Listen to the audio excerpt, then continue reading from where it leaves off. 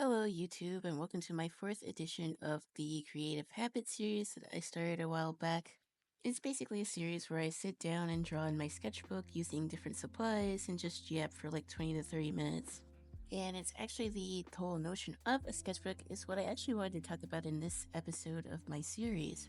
Because I just recently finished another one of my watercolor sketchbooks that I've got from Five Below. And for a lot of artists, specifically traditional artists, a sketchbook is like giga important. It's pretty much the journal in which we track our artistic process, where we see where we started and where we're going and all those steps we took to get there. While lately I've been learning a lot of digital art, it's still nice to have some semblance of physical media in a world that's overly digital. While I'm not too typically sentimental, it is also nice to see how far I've progressed in my art journey. I already filmed quite a few sketchbook tours on this channel, and I have another one coming very soon. Now, on the whole topic of sketchbooks in general, sketchbooks can mean different things to different artists. And because of social media, again, we're talking about social media because it's really relevant for a lot of artists these days. And as such, a lot of artists feel like they have to have a perfect sketchbook in order to be a quote-unquote real artist. I had already talked about how social media makes artists feel like they have to constantly perform in order to get engagement, and this idea is just another extension of that. It's unsustainable and unrealistic for a lot of artists. Now, there's nothing wrong with having a sketchbook full of illustrations. Having that be the standard for artists is definitely discouraging to artists both young and old in the space. I think having any expectation on what should or shouldn't be in the sketchbook is defeating the purpose of a sketchbook to begin with. Now, obviously, I can't speak for any other artist when it comes to their sketchbook, it's deeply personal to them. But I wanted to take this video as an opportunity to talk about how I view my sketchbooks and how I go about filling them, as well as some tips and tricks that might help some of y'all. So, if you're into that type of content, then don't hesitate to like as well as subscribe. And every week on Twitch, YouTube, and TikTok, I make it a habit to do a sketchbook stream where I just draw and yap in my sketchbook. While I've been learning a lot about Clip Studio Paint and digital art as a whole, I still have a special place in my art for traditional artwork. It's where I started my artistic journey on social media. I would post doodles in my sketchbook on Instagram and Tumblr, and the rest was history. I love traditional art, it's my favorite hobby, it's something that I always go back to, and yeah, that's just my feelings on the medium. Back when I was a teenager, I always had a sketchbook on me at some point. Back then, it wouldn't be uncommon for me to fill a full sketchbook in either a month or two. As a teenager, I was a shut-in as well as a weeb, so a lot of my art was just fan art of my shows that I was watching at the time. Back then, when I was really active on Instagram, I would host polls to determine which characters I would draw for the week. You know, back when Instagram was fun and not full of AI bots. It was also during that era where I completed both Mermaid and Inktober several times. Now, if I wasn't in school or doing my work, I was drawing, which made sense because I didn't really have many responsibilities back then. I will say back then I definitely was more of a perfectionist at that time. I thought I had to bring out perfect pieces every week to post on Instagram or wherever I was posting because that's what I saw other artists do. And I also thought that if I didn't draw like that, I wasn't a good enough artist. Unsurprisingly, that led to me getting burnt out on making fan art, and yeah, I already talked about this in a previous video. I would probably finish around 5 to 6 full-size sketchbooks a year at the pace that I was going in. Fast forward to 2025 me, and obviously I have a lot more responsibilities as I did compared to when I was a teenager. I had to get adjusted to being in the working world, and as such, I didn't have as much time to draw. Now this might seem counterintuitive, but when it came to not having as much time to do art, I actually feel like my creativity has improved for the better. While I'm not able to do full illustrations all the time in my sketchbook, I still find the time, at least 5 to 10 minutes a day, to draw something in my sketchbook, and as such, I feel like I can keep my ideas flowing without getting burnt out. I feel like I'm getting more out of my drawing sessions now than I did before, even despite the fact that I'm spending a lot less time actually doing art. One of the things that I do that helps me be in the habit of drawing more is just carrying my sketchbook everywhere I go. And doing that is keeping a sketchbook that's like small enough to put into a bag. This is my full-size sketchbook that I got from Five Below, but I also have a watercolor journal that's a lot smaller that can fit in like a bag. It is the Reflections watercolor journal, which you'll likely have up on screen here. But a cheaper option is the Canson Mixed Media sketchbook in a 7x10 size, which I prefer to use if I'm on the go. It's not too small where I don't feel like it can fit a full drawing, but it's not too big so that it's not clunky to carry around. Even cheaper are these watercolor sketchbooks I get from Five Below, which of course are $5 and come in multiple different sizes. Look, I don't know if it's me being cheap or not, but I'm starting to prefer the watercolor paper from Five Below more than my more expensive brands. And this brings up yet another topic that I see brings a lot of tension with traditional artists, and that is the idea of waste. We might get access to more expensive supplies, but we're too afraid of using them because we think we're going to waste them. And I get it, I used to be that way with my Daniel Smith watercolors. I felt like I couldn't really draw anything perfect enough to actually justify using them. As of now, they're still my most expensive art supply that I own, and sometimes I still get a little bit skittish when it comes to actually using them. The same thing applies to sketchbooks, although one thing that I think helped me get over my fear of completing sketchbooks is actually using cheaper supplies. These watercolor pencils here that I'm using I also got from Five Below for $5, and for a set of 36 colors, I gotta say they're pretty nice. Watercolor pencils are surprisingly underrated as an art medium. They're relatively cheap and they're not as messy as traditional paints, and they're easier to blend than regular colored pencils. I tend to use watercolor pencils when I know I'm going to be painting with watercolors or gouache because it creates a nice glowy underpainting. And in some cases, it can actually help you establish values. If you like what I've talked about so far, then don't hesitate to like and subscribe. I might actually make a more in-depth video about watercolor pencils, about what I like about them, and ways to use them, because I think they're a really underrated medium that don't get talked about quite enough. At least compared to regular color pencils and watercolor paints, these are a nice alternative. And I also find them to be quite versatile, as you can see here in this particular drawing. In this illustration, I was inspired by the many pinks and purples in this particular watercolor pencil set. So I decided to draw Black Lady from Sailor Moon because I felt like she fit the colors that I had available. And I have this weird habit of drawing Sailor Moon characters whenever I get new art supplies. I don't know why it is, but I guess it's just a habit of mine that I got. I think seeing bright, vibrant colors makes me think of those characters, as it is a trademark for that series. But I guess that gets back to the point that I was making about having a sketchbook to begin with. You should be able to fill your sketchbook with pretty much anything that you possibly want. And if there's less of a pressure of thinking about wasting supplies, you're guaranteed to have a lot more fun with what you're drawing. An art trend that I do think I agree with on social media is having a junk sketchbook where you just have a bunch of random stuff. This is pretty much what my Five Below sketchbook turned into. It's a lot of fan art, but also a lot of art of my original characters. I use my cheaper pencils and my cheaper watercolor paints in here instead of my more expensive supplies. Yes, I do use the sketchbook to do practices, especially for different portraits and faces. That's been something I've been doing a lot of recently. But I mainly use the sketchbook just to have fun, and there's nothing wrong with having fun while doing art. I think social media is taking a lot of joy away from people, especially artists and creatives. Especially if they feel the pressure to constantly improve or have something to post. I know that was the reason why I felt the rush to complete so many sketchbooks when I was younger. Sure, I didn't have as many responsibilities back then, but it did lead me to being burnt out because I felt like I had to do it. There's expectations and pressure that I put on myself in order to perform, and when I wasn't living up to that, I felt disappointed. As much as I was drawing back in the day, I actually injured myself and gave myself tendinitis once. Yikes, I hope to never do that again. I was pretty much injured and couldn't draw for almost a month after the fact. Doing that is just simply not sustainable, it's not healthy, and I don't suggest anyone do that. Art is both physical and mental health, so obviously you do need to take care of both in order to be sustainable. I think slowing down my pace and how fast I do art is actually leading me to enjoy the process a lot more. While I don't usually draw for hours at a time unless it's like the weekends or something, I do enjoy making art a lot more than I did a few years ago. Instead of filling up 6 or 7 sketchbooks per year. I mainly fill up at least 2 to 3 a year.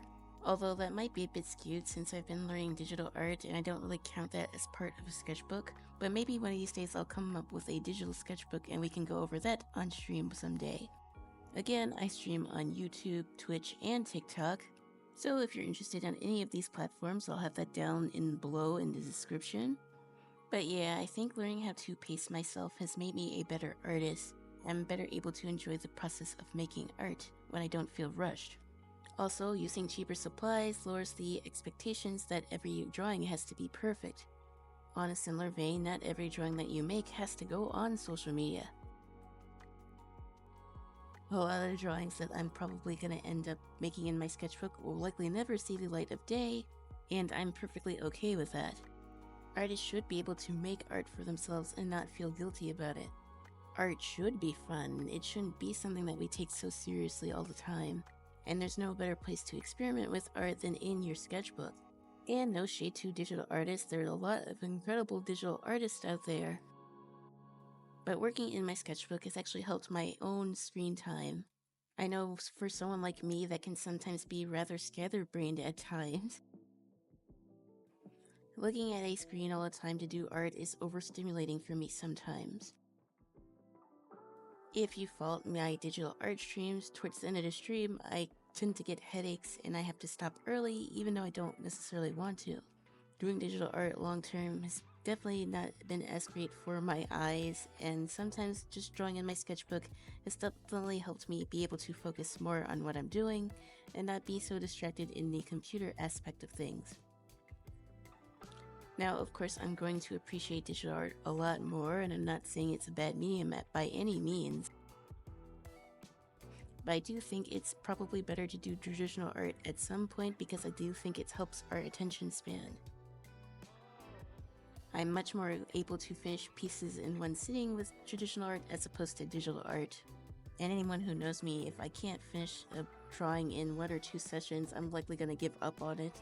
I don't really like to dwell too much on art, which is probably a detriment of mine that I need to improve on, but that's for another video. That said, I don't think a sketchbook is a place to particularly dwell on a piece for too long. This particular illustration took me about an hour and a half from start to finish. And I don't feel like that's too long of an art session. I do like to take a break at least once an hour, but depending, I can go for up to 2 hours. My art streams are around 2 to 3 hours, typically speaking. And when I'm offline, I still try to draw at least 30 minutes to an hour per day, but if I can even do 10 minutes, I still count that as a win. Now, of course, that isn't always feasible with everyone's schedule, but I still think coming up with the habit of being creative is a lot easier than coming up with something to draw. And what I mean by that, I think it's just easier in general to come up with ideas if you do have a consistent habit. And by extension, it is easier to improve if you do have a habit. I'm not saying you have to spend hours every day doing art. I do think setting aside some time every day to at least do something creative will make you a better artist. At least 20 to 30 minutes I think is good. But really any time that you can set aside is good if you were serious about improving. Of course, there are no hard and fast rules, and once you start a habit, it's a lot easier to keep up with it. I think that's the goal of a lot of these art challenges such as Mermaid and Inktober, to build the habit of being creative. I don't really see these art challenges as being a race on who can do the most completed artworks the fastest. I think that's the whole issue of social media sort of ruining what it means to be an artist as well as the creative process to begin with. It makes creativity feel like a competition, and everyone loses when that happens. I don't think any artwork should be in any sacrifice to your physical and mental well-being. This is also true for professional artists as well. There are so many younger artists that we lost way too young because they weren't taking care of themselves properly. Akira Toriyama and Kim Jong-gi come to mind here. I can't stress it enough, the importance of building good artistic habits when you're young so you have a longer lifespan as an artist, or really just in general. Now, another issue that I see a lot of artists struggle with when starting a sketchbook is actually the first page. And I sort of get it. It is the first page. You want it to stand out among all the other pages. But again, I think this is another issue where we put too much pressure on ourselves. Something that I do when I start a new sketchbook, especially of a brand that I never used before, is to swatch out all the supplies that I'm likely going to use in my sketchbook. If all else fails, I just usually put a date and my signature and not really anything else. Though sometimes I still draw my original characters or any weird fan art that I was thinking of at the time. But at the end of the day, the first page's sketchbook is the same as the last page, and there's no hard or fast rules. If it's a junk sketchbook, then it doesn't really need to be anything fancy. In my cheaper Makes Me a Sketchbook that I was talking about earlier, I started using oil pastels again, and those are quite messy, so I wasn't really too worried about it coming out clean, but I still wanted to try something different. Oil pastels are definitely a medium where I just want to experiment and feel the texture of what I'm using. Now, I've mentioned this in other videos, but I'll mention it here again, especially since it deals with traditional art. But if you're worried about making mistakes in your sketchbook, then it might be worth to actually start sketching with pen instead of a regular pencil. Or if you like a little bit more color, then I would use Crayola color pencils to do your sketches in. They are cheap and they don't really erase all that well, so you kind of do need to be a little bit more thoughtful about where you place your lines. In this recording, you likely saw at the first phase of my sketch here, I started off working on shapes. I'm using watercolor pencils, which aren't exactly erasable either, so I had to work light, and then when I wanted to add more details, I started to add more pressure to the paper. Now this is a personal preference of mine, but this is why I like paper that has a medium texture to it. For me, it can be hard to, accurately judge how much pressure I'm putting on the page when I use smoother papers. When I use thinner sketchbooks, I do have the issue of my paper getting all crinkly if I press a little too hard on it, and that's just something I can't stand. Now, the one exception to this is the Strathmore tan paper that I used to use a lot when I was coloring with colored pencils, but besides that, I do think I prefer textured paper a bit more than smooth finish. It's also probably why I'm drawn towards using pencils like I am these days, because I do like more texture in my artwork. I think the AI art trend thing got into my brain and I started to want to experiment more with different textures. Because that's something that Gen AI still tends to struggle with when it comes to making art, quote unquote. And that's also likely why I feel so much of a draw towards traditional art in general. Because I still get so much joy every time I finish a traditional piece, even if it's just a quick sketch. I also think I might make a video in the future tying in traditional art to owning physical media, because the two do have a lot more in common than you might initially think. Just doing these videos talking about my experience as an artist and my process is actually giving me ideas for future content for this channel. I think starting my YouTube channel has also made me a lot more creative when it comes to things to post and ideas that I want to talk about. I'm treating my social media platforms almost like I would a sketchbook. And that might actually be good advice for some artists out there too who are thinking about starting their own channels. I mean, think about it, just like you would sketch something in your sketchbook, some sketches might turn out good, some might not be so good, but it's the process in doing it that I think is helpful overall. That applies to videos or just any social media post in general, especially relating to art. My YouTube channel especially is an amalgamation of what my mind is currently at any given point in time. And I think that's exactly what a sketchbook should be. It should be an extension of your thoughts and feelings and opinions about all sorts of different topics. Whether it's the shows that you watch, the surroundings you find yourselves in, or even the people in your life that you hold very important. When we think a sketchbook should be a certain thing in order to uphold a certain standard, I think that's when we lose the plot as artists. I'm not saying that a sketchbook can't be filled with perfect illustrations, and there's nothing wrong with that either. I think sometimes we just need to get out of our heads and just start drawing. There's not necessarily going to be a perfect spot or a perfect place to put a piece of art, but I think just the effort of being creative, especially in a world like today, is worth a lot more than trying to be perfect or live up to some unrealistic standard. And I think that's the issue with the AI art situation, and I promise I won't dwell on it too much, but it does add to this conversation. I think Gen AI users and those who defend the use of Gen AI tend to have a bone to pick when it comes to people in the creative field who have been doing this for many years. I never really understood the animosity that these users had against real artists, but when I came up with this video, I actually thought about it, and I think I kinda understand the reason why this is a thing. It's mainly because Gen AI users tend to think that they're in competition with regular artists. They think that art is something that has to be a one-up on someone else. And I understand that in the professional sense. I'm not a professional artist, but I know those who are. The art field is competitive, just like the sky is blue and water is wet. They seem to think that once AI quote-unquote improves or just gets better at stealing people's artwork, that artists will just stop drawing. Even some artists actually buy into this propaganda, thinking that there's no point in making art anymore because of AI. But I don't necessarily buy that that is the true meaning of art. Now, I don't mean to get too philosophical here, but I don't think art is mainly meant to be competitive. It's because of these social media platforms and now with Gen AI software, where we feel the need to be perfect, and all the art that we ever make has to be 100% perfect. And I think it's because of social media in general is why a lot of artists feel scared to work in their sketchbooks, or just be experimental in general. While AI can copy off of other people's artwork, it can't exactly come up with creativity. Creativity isn't a physical thing, it's not something that can be touched. And it certainly isn't a line of code. While there's nothing wrong with doing art for a monetary reason, it likely isn't the reason why a lot of artists start drawing to begin with. I didn't draw this fan art of Sailor Moon characters because I thought I was going to end up in some fancy art museum or that it was going to be able to pay my bills. I did it because it was fun. I saw the colors that I had to use and I decided to draw a Sailor Moon character. I was already live on stream when I was testing these pencils out, and I didn't exactly know what I was going to draw. I sort of just let the idea flow naturally once I started my sketch.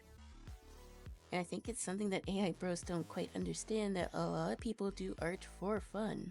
I had no expectations with this sketch. I wasn't even sure how these pencils were going to look next to each other. I just did because it was fun and I had no prior expectations on what was going to happen. Now, was this my best sketch? No. But I still had a lot of fun making it. And I think this is something that artists just, I guess, need to get in touch with, that it's okay to have fun while making art. Practicing art does not have to be a chore. It can be something that you just generally enjoy doing. And I think part of what's missing in our modern creative process because of social media, that I talked about in my last video, is that element of joy. Because honestly, making art is still quite an emotional process. Making art in a sketchbook is just like putting your thoughts into something that's physical. Now, I don't buy into toxic positivity, and some drawings just don't turn out well. And sometimes we may draw out of places of negative emotions too. We're humans, we're not robots, and our emotions don't always make a whole lot of sense. But in our sketchbook, it's one of the only places where we can truly express ourselves without judgment. We don't have to show the world everything that we think. And we don't always have to prove something to someone either. Art, at its core, is about expression. And in a more conservative-leaning world, it's more important than ever. Self-expression and creative thought is definitely under attack in a lot of places these days. And that's why no one should define what is and isn't creative and what should or shouldn't go in a sketchbook. Because whether we call it a journal or not, it does help us think about our mindsets at any given point in time. How much we changed and grow as artists, and how we see ourselves in the larger world. We obviously have to make our mistakes to improve, and there's nothing wrong with making mistakes. When we get this fear of making these mistakes, we sort of get away from what it means to be an artist. We're supposed to experiment and learn from our mistakes. But I really don't want to get too preachy in this particular video. But I'm curious in what you guys think. What do you guys do whenever you start a new sketchbook? What motivates you? What drives you? And what do you fear? And how are you trying to overcome that fear? Let me know down in the comments. And I really want to make this channel where I talk about art history and just the overall health of artists, because I think that our community is in a tough spot these days, both with external pressures and internal pressures like I just mentioned. It's never been easier nor harder to be an artist in 2025. So I'm interested in hearing what other people think. And if you like this video, don't hesitate to like as well as subscribe, because these are obviously topics that I'm very much passionate in. I've made several videos about this. So yeah, it's definitely something I will definitely keep talking about in the future. But that's pretty much all I had to say for this installment of Creative Habit. Rule of thumb when starting a sketchbook, just don't overthink it and just start drawing, because that's really just what a sketchbook is. If you're fearful about ruining your paper or wasting supplies, just start off with a cheaper sketchbook. And just go to town in it. Just spend 5 to 10 minutes a day, if you can spare it, to draw something, because sooner or later you'll develop a creative habit, and it leads to all sorts of different ideas. But that's pretty much all I wanted to say in this video, so goodbye and take care. I'll see you all in the next video or live stream. I have a lot of ideas planned, so stay tuned. Peace.